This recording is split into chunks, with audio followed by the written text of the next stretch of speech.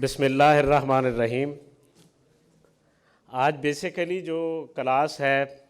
جو آپ کو بتایا جائے گا کلچر پالیٹکس نیشنل لیول پہ، تو اس کی انفارمیشن ہے ہی ہے اور آپ نے بہت سارا ایسا کورس پہلے پڑھ لیا ہے، لیکن سب سے بڑی خوش نصیبی ہے کہ آج فوکس ہم جو کریں گے وہ ثقافتی شعبوں کو ایڈریس کریں گے، اور ہمارے پاس بہت ہی عمدہ سپیکر ہیں اور جن کے علم سے ہم استفادہ حاصل کریں گے۔ اور یہ کلچر کی بات ہے، ثقافت کی بات ہے، اور ہمیں جلدی بھی ہے، تو یہ سیاست اور کلچر اور تاریخ اور شناخت اور اس کو جلدی میں تو نہیں سمجھتے، لیکن یہ ماہرین پہ مجھے پورا یقین ہے کہ وہ آپ تک بہت کارآمد معلومات پہنچائیں گے۔ میں سب سے پہلے پروفیسر ڈاکٹر قاضی عبد الرحمن عابد صاحب سے میری گزارش ہے، جو کہ چیئرمین ہیں شعبہ اردو بہاؤالدین زکریا یونیورسٹی، پی ایچ ڈی انہوں نے نیشنل لینگویجز کے اوپر کر رکھی ہے، پوسٹ ڈاک انہوں نے کیا ہے ہائیڈلبرگ یونیورسٹی جرمنی سے، اور ہماری خوش نصیبی ہے کہ وہ خطے کی، علاقے کی ثقافت کے بارے میں بالخصوص وہ ہمیں آئیڈینٹیٹیز اور لینگویجز اور ان کے اوپر ہمارے ساتھ بات کریں گے، اور میری گزارش ہے ڈاکٹر پروفیسر قاضی عبد الرحمن عابد صاحب۔ جناب شمیم معارف قریشی صاحب، جناب ڈاکٹر خالد اقبال صاحب، ممتاز حسین صاحب، اس یونیورسٹی کے جو اساتذہ یہاں تشریف رکھتے ہیں، اور ان میں سے کچھ سے ملاقات کا کچھ ایک موقع ملا کچھ دن پہلے، ہمارے ہاں بھی کوئی اسی طرح کی ایک تقریب تھی جس میں یہ تشریف لائے ہوئے تھے، اور سب سے بڑھ کر جو یہاں پہ جن لوگوں سے مکالمے کے لیے ہم یہاں اکٹھے ہوئے ہیں، عزیز طلباء و طالبات، یقینی طور پر سب سے زیادہ جو دقت اور مشکل کا سامنا کسی بھی بولنے والے کو اس وقت کرنا پڑتا ہے جب اس کے پاس اپنی بات پہنچانے کے لیے صرف 10-15 منٹ ہوں، اور ان 10-15 منٹوں میں بہت ساری باتیں جو ہیں وہ آپ تک پہنچانی ہوں۔ دیکھیں، ہمارے جو بزرگ تھے، جو اس خطے کی قدیم ثقافت کے علمبردار تھے، اس خطے کی ثقافت ان کے اندر رچی بسی ہوئی تھی، 100 برس پہلے، 150 برس پہلے انہوں نے اپنی ثقافتی شناخت جو ہے وہ ہم تک پہنچانے کی کوشش کی۔ پچھلے 150 برس میں یا 200 برس میں ہم ایک مرتبہ مکمل طور پر نوآبادیات کا حصہ بنے، پھر ہم نے اس نوآبادی کے طور پر ایک مزاحمت کی، اور اس مزاحمت میں یہی ثقافتی شناخت جو ہے وہ دنیا کے دیگر خطوں کی طرح جو ہماری طرح نوآبادیات تھے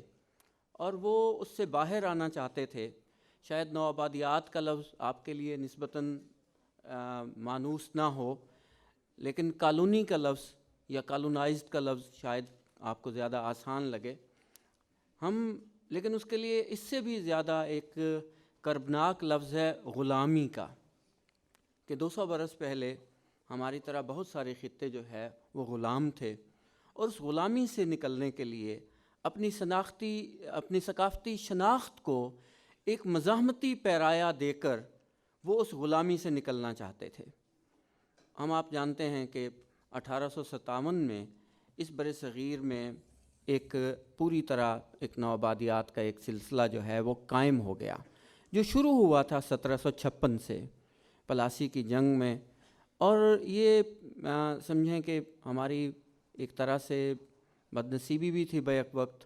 اور ایک ماڈرن سوسائٹیز سے ہمارے مکالمے کی صورت میں ایک خوش قسمتی بھی تھی۔ بعض اوقات ایک ہی عمل کسی قوم کے لیے خوش بختی بھی ہوتا ہے اور بدنصیبی کا حامل بھی ہوتا ہے، پھر اس میں سے ہمیں خود کچھ اجزاء جو ہے وہ الگ الگ کرنے پڑتے ہیں۔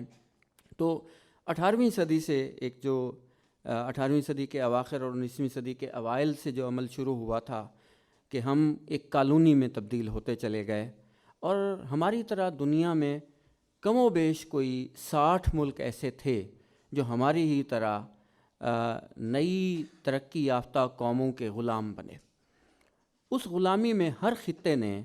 جو ایک مزاحمت کی یا لڑنے کی کوشش کی وہ اپنی ثقافتی شناخت سے کی۔ تقریباً جو ہے وہ 20ویں صدی کے وسط میں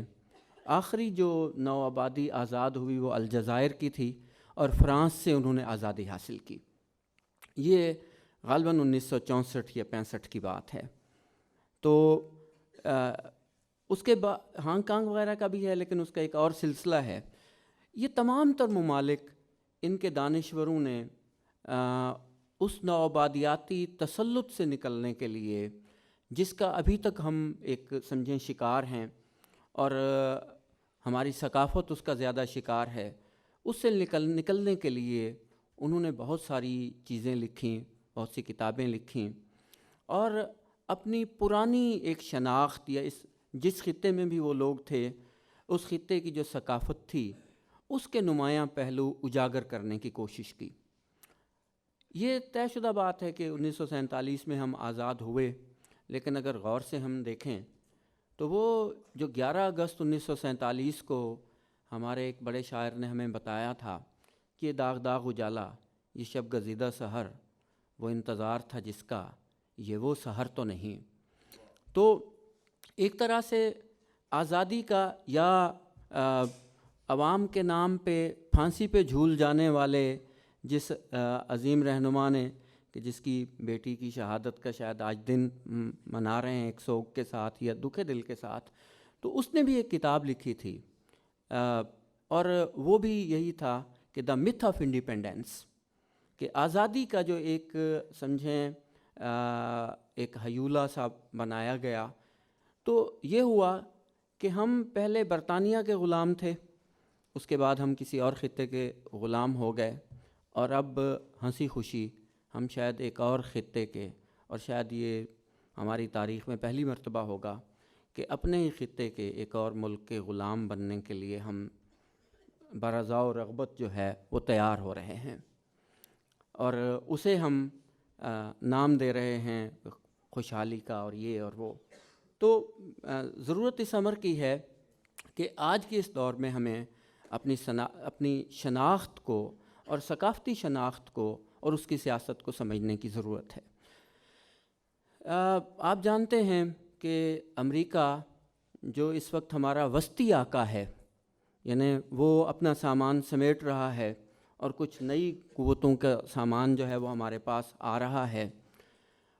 اس نے بھی ہماری طرح غلامی کا ایک دور دیکھا ہے، اور اتفاق سے وہ عرصہ ایک ہی ہے۔ یہاں واسکو ڈے گاما پہنچا تھا،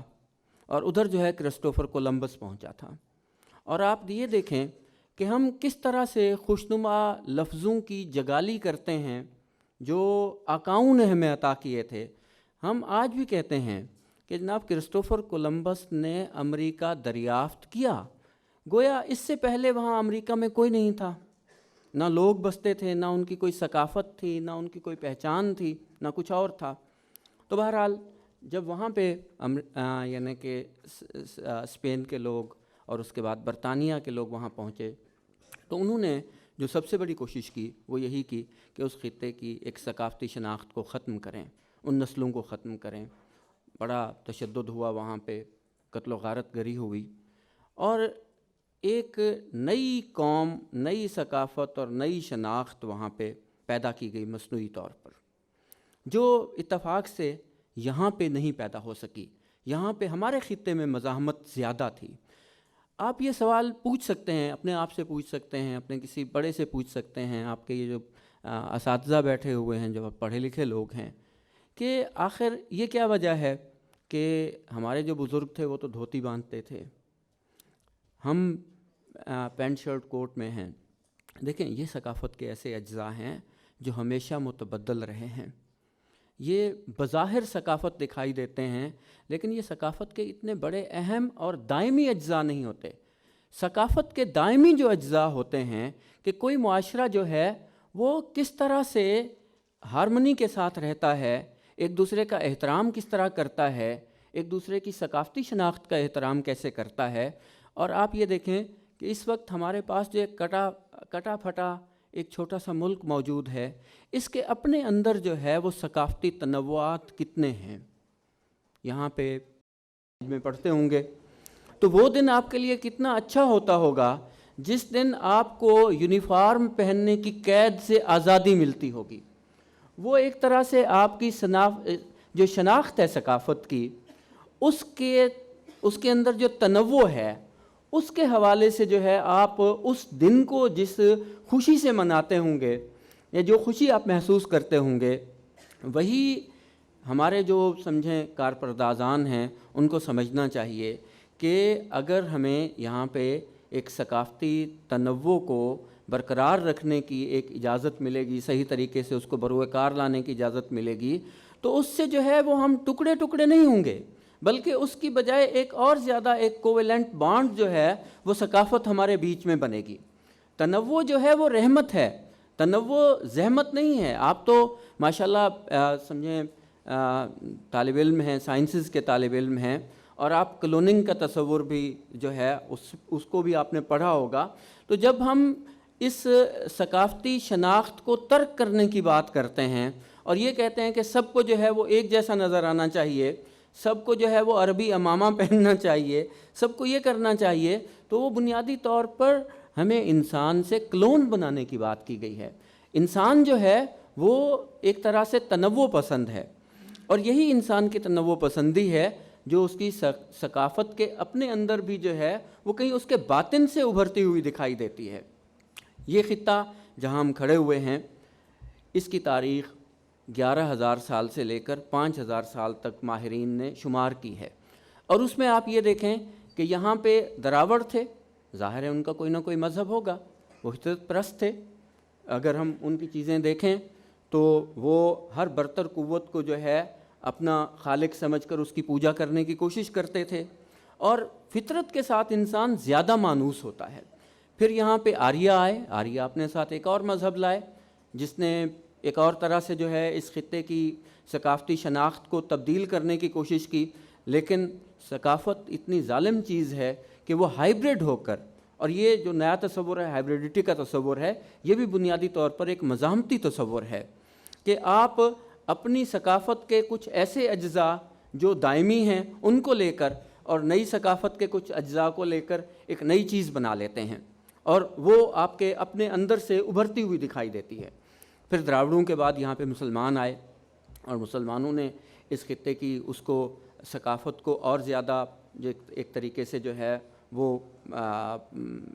بڑھاوا دیا یا اس کو اور کچھ شیڈز دینے کی کوشش کی. پھر انگریزوں کے آنے سے یقیناً ہم غلام ہوئے، لیکن اس کے بھی کوئی نہ کوئی ایک مثلاً سب سے بڑا جو اس آخری ثقافتی حملے کا ایک اس خطے کو فائدہ پہنچا وہ ڈیموکریسی ہے. آپ جاگیرداری کے اس سے نکلے،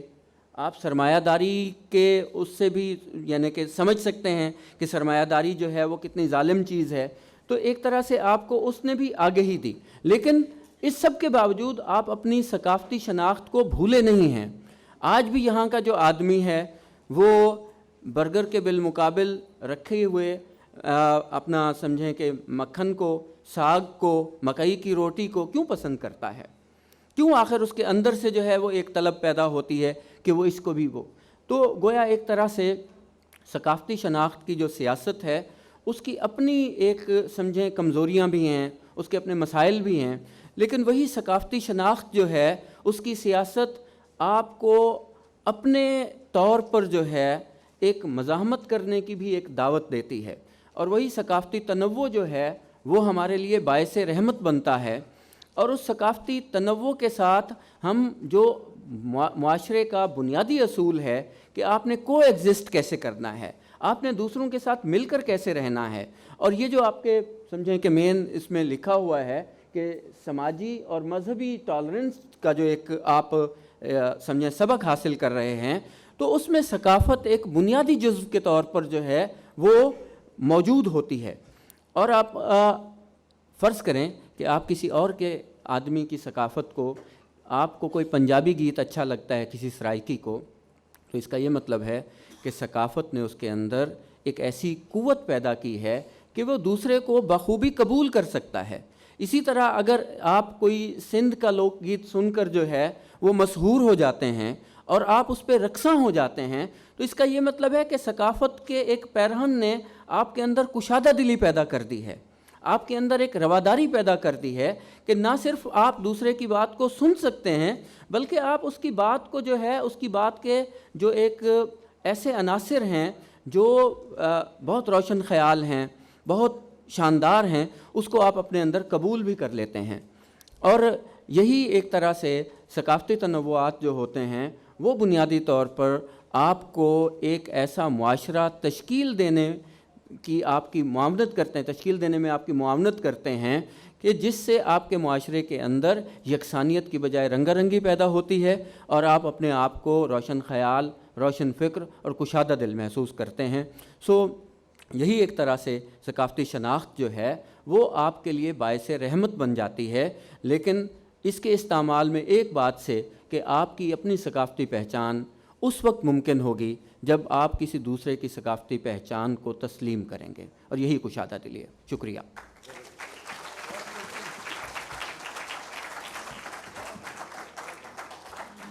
بہت شکریہ جناب ڈاکٹر قاضی عبدالرحمن عابد صاحب، انہوں نے ہمیں اس خطے سے اور بین الاقوامی